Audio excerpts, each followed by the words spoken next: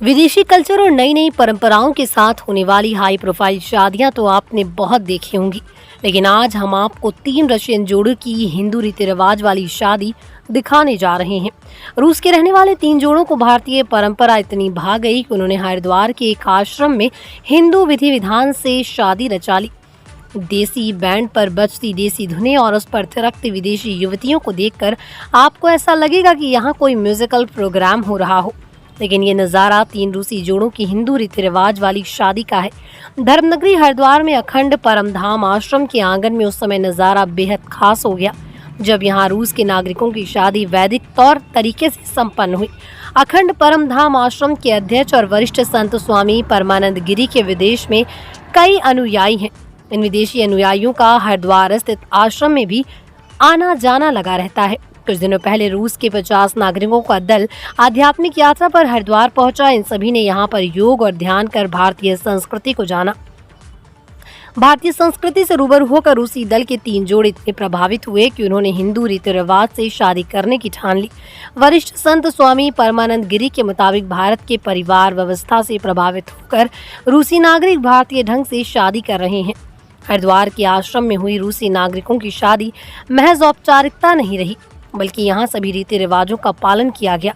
पारंपरिक दूल्हों वाली लाल शेरवानी और पगड़ी पहनकर सजे 3 दूल्हों की बारात निकाली गई, जिसमें उनके साथियों ने भारतीय धुनों पर जमकर डांस किया। रूसी दूल्हों की बारात में रूसी नागरिकों का उत्साह देखते ही बन रहा था। उसके बाद दूल्हा और दुल्हन ने भगवान के मंदिर में आशीर्वाद लिया और स्टेज पर चढ़कर एक दूसरे को वरमाला पहनाई। इतना ही नहीं, रूसी जोड़ों ने वैदिक मंत्रोच्चार के साथ अग्नि को साक्षी मानकर 7 फेरे भी लिए और जीवन भर एक दूसरे के साथ रहने का वचन दिया। विकसित देशों में लोगों के पास संसाधनों की तो कमी नहीं है, लेकिन परिवार का ना होना वहाँ के नागरिकों को खलता है। इसलिए वो पश्चिमी तौर तरीकों से ऊबकर भारतीय संस्कृति और यहाँ के संयुक्त परिवार की व्यवस्था से प्रभावित हो रहे हैं और उसे अपना भी रहे हैं। ये सभी भारतीयों के लिए गर्व की बात है।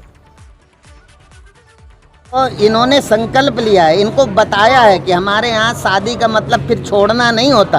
हम अंतिम सांस तक ही नहीं, 7 जन्म तक साथ रहने का संकल्प लेते हैं। और ये सब उन्होंने सोच विचार करके ये संकल्प लिया और उन्होंने शादी करने को स्वीकार किया। और आज ज़रूरत है, हम भारतीय पाश्चात्य कल्चर को अपना करके हम अकेला रहना पसंद करते हैं। हम माँ बाप से दूर जाना पसंद करते हैं। इन्हें दूर रहने का कष्ट पता है, ये दूर रहकर देख चुके हैं, तो दूर रहने का दुख इन्होंने झेला है। तो इन्होंने कहा अब दूर नहीं रहा जाता, अब हमें कोई ऐसी संस्कृति चाहिए जो हमें इकट्ठे रखे, पूरा संयुक्त परिवार रहे। ये संयुक्त परिवार, ये शादियां हम भारतीयों के लिए एक आदर्श है, हम भारतीय युवाओं के लिए एक आदर्श है। हम अपने माँ बाप से दूर चले जाते हैं, ये अब माँ बाप सहित इकट्ठे रहने की कामना करते हैं। जो लोग शादी कर रहे हैं तो बोल रहे थे इनको कि आशीर्वाद, हमारे कंट्री में आशीर्वाद दे रहे हैं कि साथ जन्म साथ रहेंगे। तो लोग हंसने लगे, बोल रहे कि ये हमें बधाई दे रहे हैं, ये आशीर्वाद दे रहे हैं। फिर तब ये बताने लगे कि इंडिया में, भारत में लोग साथ जन्म तक साथ में रहते हैं, यानी जो भारतीय तरीके से शादी करेगा वो हमेशा साथ रहेंगे। ये बहुत खुश है क्योंकि आजकल आपको पता है कि रूस में लोग शायद तलाक भी करते हैं। इतने ये यानी ये जितने भी इधर लोग हैं ये स्पिरिचुअल पाथ पे यानी ये मेडिटेशन कर रहे हैं और महाराज श्री के लिए आए हैं, इसलिए ये ऐसी शादी करना चाहते हैं कि ज़िंदगी भर साथ रहे, खुश रहे, जैसे महाराज श्री ने कहा शिव और पार्वती जैसे। नहीं है, हमारी ओर से इतना ही है कि हम लोग चाहते हैं कि पति पत्नी रोज़ न बदलते रहें, भारतीय संस्कृति के अनुसार विवाह करके रहें। तो इनको उससे प्रेरणा मिली है, तो पहले भी किया है, अब और बढ़ गए लोग, तो वही चाह रहे हैं। और कौन सा काम कठिन जगमाही जो न होता, जो भी दिल से चाहा जाए सब पूरा होता है। तो ये लोग बड़ी श्रद्धा रख रहे हैं और भारतीय ढंग से शादी कर रहे हैं। यहाँ हर साल ध्यान सीखने आते हैं, अध्यात्म के प्रवचन सुनते हैं और भारतीय परंपराओं पर प्रेम करते, विश्वास आपस में छोड़ते हैं, परिवार बिखरते हैं। वहाँ कोई परिवार है नहीं, हमारे यहाँ परिवार है, जल्दी बिछुड़ता नहीं है।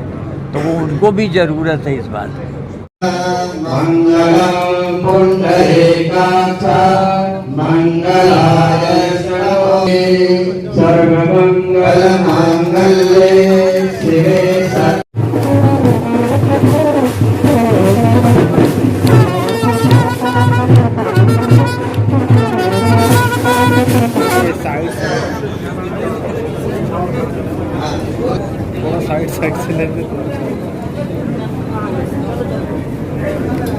नमस्करोमि बोलिए सद्गुरुदेव भगवान की गंगा मैया की।